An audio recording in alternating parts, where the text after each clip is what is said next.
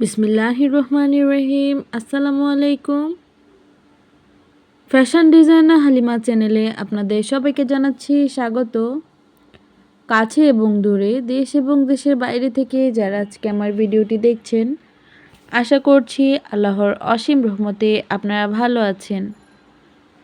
আলহামদুলিল্লাহ, আমি এবং আমার পরিবার সবাই ভালো আছি।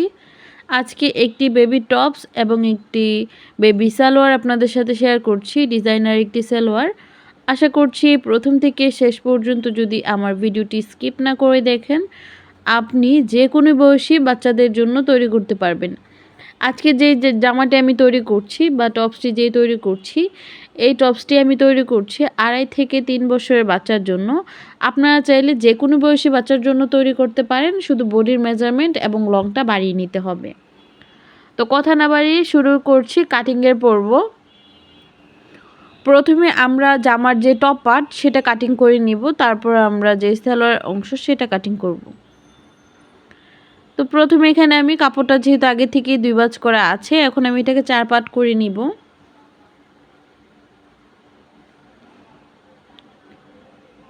এখন আমি যে বাচ্চার যে জামার লং বা লেন্থ, তো আমি সেটা নিব। তো তার জন্য আগে কাঁধের অংশটা মাপ দিয়ে দিচ্ছি। এখানে আমাদের কাঁধের অংশ নিয়েছি 4.5 ইঞ্চি, গলার জন্য নিচ্ছি 1.5 ইঞ্চি, আর যেই গলার লংয়ের জন্য নিয়েছি 3 ইঞ্চি, হাতার মোহরের জন্য নিচ্ছি আমরা এখানে 4.5 ইঞ্চি। তো কাঁধের জন্য যেটা আমাদের আছে 3 ইঞ্চি, আর বডির জন্য নিচ্ছি 6, পেটের দিকে নিচ্ছি 5.5। আবার এভাবে একটু রাউন্ড করে দিব। এখন যে টোটাল যে জামার লেন্থ সেটা নিচ্ছি আমরা এখানে 14 ইঞ্চি। তো 14 ইঞ্চি নিয়েছি, আর 1 ইঞ্চি এক্সট্রা নিয়েছি আমরা।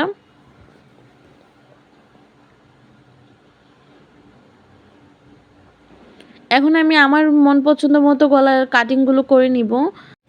আপনারা চাইলে যে কোনো মন পছন্দের একটি গলার ডিজাইন করে নিতে পারেন। তা আমি এখন প্রত্যেকটা দাগ অনুযায়ী বাড়তি 1 ইঞ্চি করে রেখে কাটিং করে নিব। এখানে বডি 1 ইঞ্চি আমি এক্সট্রা নিয়েছি। তা আমাদের কিন্তু টপ পার্টটা কাটিং করা কমপ্লিট হয়ে গিয়েছে, শুধু এখন সামনের দিকে গলার কাটিংটা করব, তারপর নিচের যে ডিজাইনটা করব পুরো রাউন্ডটাতে একটু গিয়ার দিব সেই জন্য। তো এখানে আমি যেভাবে দাগ দিয়ে রেখেছি, আমি এভাবে এখানে কুচি দিয়ে প্রিন্টেড কাপড় ইউজ করব। আপনারা চাইলে এখানে যে কোনো ধরনের কাপড় ইউজ করতে পারেন। এখন যে এক্সট্রা কাপড়টা আছে আমাদের লেসটা লাগানোর পর, সেই সাইডটা আমরা কেটে ফেলে দিচ্ছি। ব্যাক পাশ আমরা এরকমই রাখবো। আর 3 ইঞ্চি আমরা 3.5 ইঞ্চির মতো, 3 বা 3.5 ইঞ্চির মতো এইভাবে একটু কাটিং করে দিচ্ছি। এটা আমাদের বাটন হোল ব্যবহার করা হবে।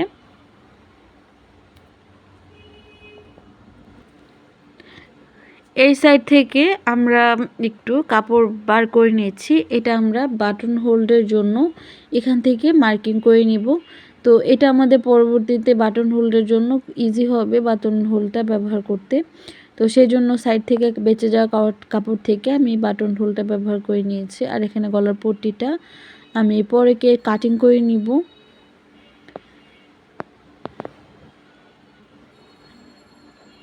এখন আমি যে জামার অংশতে ডিজাইন করব, সেই জন্য এখানে 2 ইঞ্চি পাশের আমি কাপড় একটু ভাঁজ দিয়ে নিয়েছি।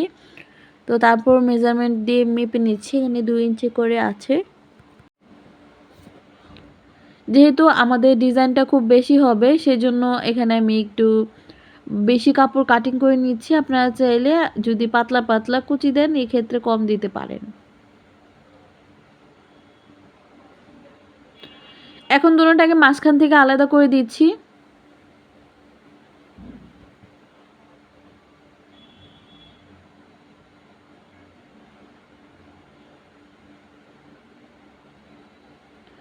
তো আমাদের কিন্তু জামার পার্টটা কাটিং করা কমপ্লিট হয়ে গিয়েছে। এখন আমরা সালোয়ারের পার্টটা কাটিং করে নিচ্ছি। তো সালোয়ারটা ডিজাইন করার জন্য আমাদের প্যান্টের যে টোটাল লংটা 23 ইঞ্চি। তো উপরে আমরা বেল্টের জন্য নিচ্ছি 2 ইঞ্চি এক্সট্রা, আর এভাবে নিচ্ছি আমরা 18 ইঞ্চি। তো বেল্টেরটা আমাদের ভাঁজ দেওয়ার পর আমাদের কিন্তু ওখানে 1 ইঞ্চি থাকবে, এখানে 19 ইঞ্চি হচ্ছে আমাদের, আর নিচে আমাদের যে 2 ইঞ্চি করে 4 ইঞ্চি হবে। তো আপনি আপনার বাচ্চার যে মেজারমেন্ট সেই অনুযায়ী কিন্তু ডিজাইনটা রিক্রিয়েট করতে পারেন। আমি এখানে 4 ভাঁজ করে নিয়েছি। এখানে 2 হাত বহরের একটি কাপড় ব্যবহার করেছি। আপনারা চাইলে বেশি বহরেরও কাপড় নিতে পারেন। এখানে আমি 3.5 ইঞ্চি নিয়েছি, আর যে হাইয়ের অংশটা সেটা নিচ্ছি আমরা 11 ইঞ্চি, আর পাশে নিচ্ছি আমরা এখানে 8 ইঞ্চি। তো এখন আমি এভাবে একটু রাউন্ড করে দিচ্ছি কলিটা থেকে, আর 1 ইঞ্চি আমরা অবশ্যই এক্সট্রা নিব, যেটা আমরা নিয়েছি যে হাইয়ের নিচে পর্যন্ত পায়ের দিকে থাকবে, একটু লুজ থাকার জন্য। আর বাচ্চাদের যেহেতু একটু লুজ দিলে ভালো। এখন আমি এই সাইড থেকে একটা মার্কিং করে রেখেছি। তো এখন নিচের অংশের যে আমরা ডিজাইনটা করতে চাচ্ছি, সেই জন্য এখানে কাপড়টাকে 4 ভাঁজ করে নিয়েছি প্রথমে।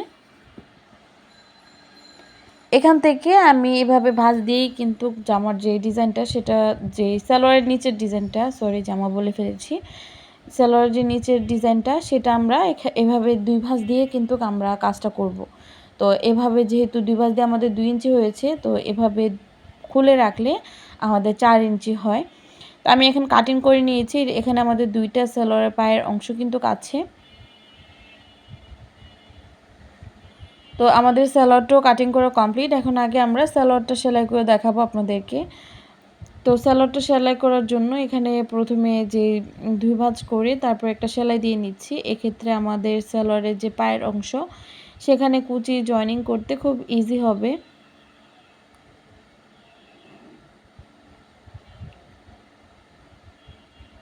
তো এখন আমি যে সালোয়ারের পায়ের দিকে আমি সুন্দর করে রাখছি, এটা ভাঁজ দিকে রাখছি। এভাবে ছোট ছোট করে প্লেটস বা কুচি দিয়ে দিচ্ছি। আপনারা চাইলে এখানে বক্স প্লেটেড কুচি দিতে পারেন। আমি এখানে নর্মালি আমরা গুলজামা বা কুচি দেওয়া বোরকা গাউন, সেগুলোতে আমরা কিন্তু নর্মালি এরকম কুচিই দেখি। তো আমি এভাবে কুচি দিয়ে দিচ্ছি। তো সালোয়ার কিন্তু আমাদের পায়ের অংশতে কুচি দেওয়া কমপ্লিট। এখন আমরা উপর থেকে একটা চাপ সেলাই দিয়ে দিচ্ছি। এক্ষেত্রে আপনারা চাইলে এখানে লেস ব্যবহার করতে পারেন, আর একটি লুক দিবে আনকমন। সেমভাবে আমি দুটোটা সালোয়ারের পায়ের অংশ সেলাই করে নিয়েছি। এখন আমি হাইয়ের দিকটা বন্ধ করে দিচ্ছি। হাইয়ের দিকটা আমি নিচ থেকে আবার একটি ডাবল সেলাই দিয়ে দিচ্ছি। সেমভাবে আমি দুনো সাইড বন্ধ করে নিয়েছি। এখন আমরা সালোয়ারের যে একদম টোটাল হাই, সেটাকেও বন্ধ করে দিচ্ছি। তো সালোয়ারের 2 বার আমি সেলাই করে নিয়েছি। এখন আমরা বেল্টের জন্য একটি সেলাই দিয়ে দিচ্ছি। পরবর্তীতে আমরা বেল্টটা ইলাস্টিক ব্যবহার করে নিব।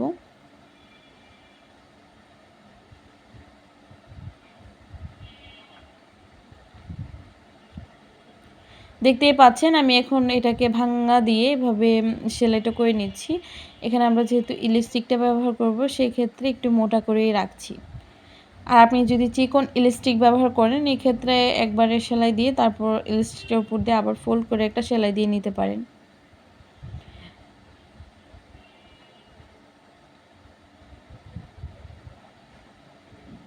তো সালোয়ারটা কিন্তু আমাদের কমপ্লিট হয়ে গিয়েছে। উপর থেকে আবার একটি সেলাই দিয়ে দিচ্ছি।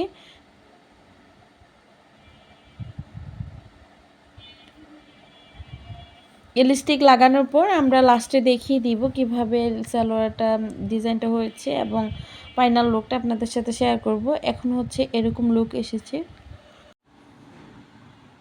এখন আমি সালোয়ারটাকে সাইডে রেখে দিব।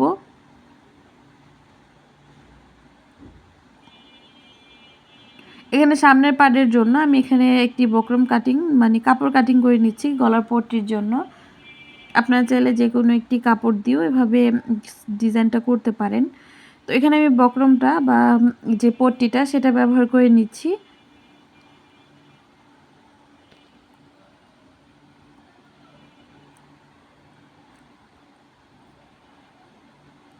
গলার পট্টিটা কিন্তু আমাদের সেলাই করা একদম কমপ্লিট হয়ে গিয়েছে। এখন শুধু ছোট ছোট করে কাট করে আমরা উপর থেকে এটাকে ঘুরিয়ে নিচ্ছি। তারপর একটি ফিনিশিং সেলাই দিয়ে দিব।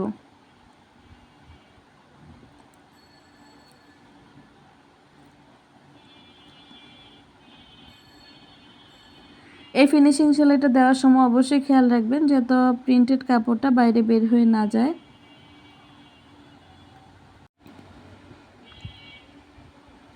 এখন একটু উপর দিয়ে চাপ সেলাই দিয়ে দিচ্ছি।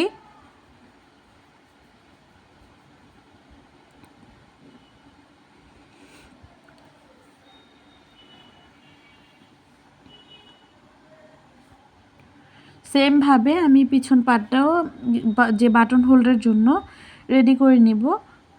তো তার আগে আমরা সামনের পার্টের ডিজাইনটা কমপ্লিট করে নিব। এখন আমি কাপড়টাকে সাইড থেকে এক সাইড আমি চিকন করে সেলাই করে ফিনিশিং সেলাই দিয়ে দিচ্ছি। তারপর একটু নিডেল বা স্ক্রু ড্রাইভারের সাহায্যে এক সাইড থেকে আরেক সাইড থেকে হাত দিয়ে ছোট ছোট করে কুচি দিয়ে রাখছি। আপনারা চাইলে এক্ষেত্রে একদম বড় সেলাই দিয়ে তারপর এক সাইড থেকে একটা সুতা বটে তারপর কিন্তু কুচিটা দিয়ে নিতে পারেন। তো আমি এভাবেই কুচিটা দিই।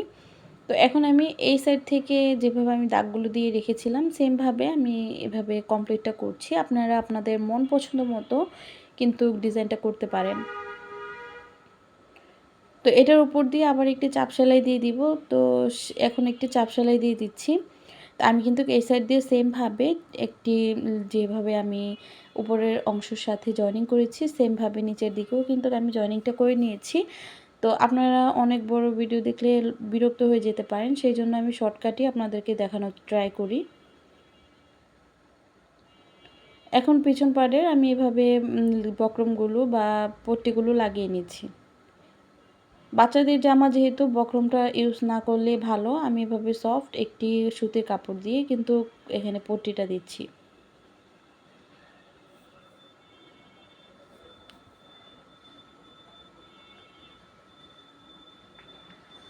তো আমাদের কিন্তু একটা পট্টি দেওয়া কমপ্লিট হয়ে গিয়েছে। তো এখন আমি এভাবে ঘুরিয়ে ঘুরিয়ে সেলাইটা করে দিচ্ছি।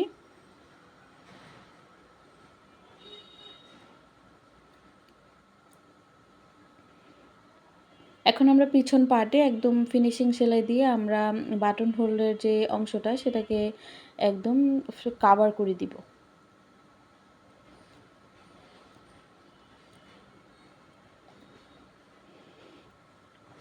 তারপর জামার যে কাঁধের অংশগুলো আমরা জয়েনিং করে নিচ্ছি।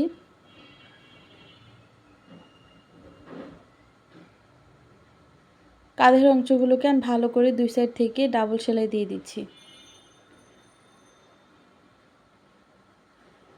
তো কাঁধের অংশ সেলাই করে যেহেতু আমাদের কমপ্লিট, এখন আমি হাতাটা কাটিং করে নিচ্ছি। আপনারা হাতাটা একটু পজ করে দেখে নিতে পারেন আমি কীভাবে কাটিংটা করছি। নর্মালি আমি এইসব হাতাই আমার মেয়েদের জন্য সবসময় ব্যবহার করি। আমি খুবই দুঃখিত, আজকে আমার ভয়েসগুলো শুনতে হয়তো আপনাদের কাছে খুব বিরক্ত লাগবে, কারণ একটু পরপর আমাদের বাসায় যেহেতু আমরা যেহেতু নিচতলায় থাকি সেজন্য অনেক লোকজনই আসে, তো সেজন্য একটু প্রবলেম হতে পারে। তো প্রথমে আমি হাতার যে সাইডগুলোকে সেলাই করে নিয়েছি। কাটিংটা তো আপনাদেরকে দেখিয়েছি কিন্তু বলতে পারিনি, আপনারা একটু ডিটেলসে দেখে নেবেন যেহেতু খুব স্পিড মোশনে আমি কাটিংটি করছি। তো হাতাটা আমি জয়েনিং করে নিয়েছি, সেমভাবে আমি আরেকটি সাইডের হাতাও জয়েনিং করে নিয়েছি। তো আমি এই সাইডের হাতাটাকেও ডাবল সেলাই দিয়ে আটকে দিব। আর আপনারা আমাকে জানাতে পারেন আপনারা কোন ধরনের বাচ্চাদের ড্রেসের ডিজাইন দেখতে চাচ্ছেন, অবশ্যই আমাকে জানিয়ে দিবেন। তো জামার হাতাগুলো লাগানোর পর আমি বডির সাইডের অংশগুলোকে সেলাই করে আটকে দিচ্ছি। এটা আমাদের একদম লাস্ট সেলাই বলতে পারেন।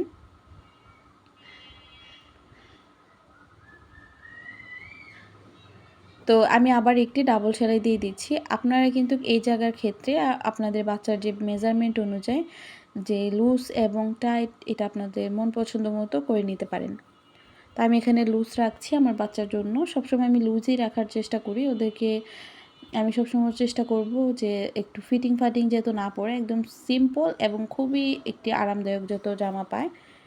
তো এই হচ্ছে জামাটার ফাইনাল লুক। অবশ্যই আমাকে কমেন্ট বক্সে জানাতে ভুলবেন না আজকের ভিডিওটি আপনাদের কাছে কেমন লাগলো। আর যারা আমার চ্যানেলে নতুন আছেন, আমার চ্যানেলটি এখনও সাবস্ক্রাইব করেননি, আপনাদের কাছে এবং ভাইয়াদের কাছে রিকোয়েস্ট থাকবে প্লিজ আমার চ্যানেলটি সাবস্ক্রাইব করে আমার সাথেই থাকবেন। আর ভিডিওটি যারা এতক্ষণ পর্যন্ত দেখেছেন অবশ্যই ভিডিওটিতে একটা লাইক দিতে ভুলবেন না। তো আজকের মতো এখানেই বিদায় নেব। সবাই ভালো থাকবেন, সুস্থ থাকবেন। আল্লাহ হাফেজ, আসসালামু আলাইকুম।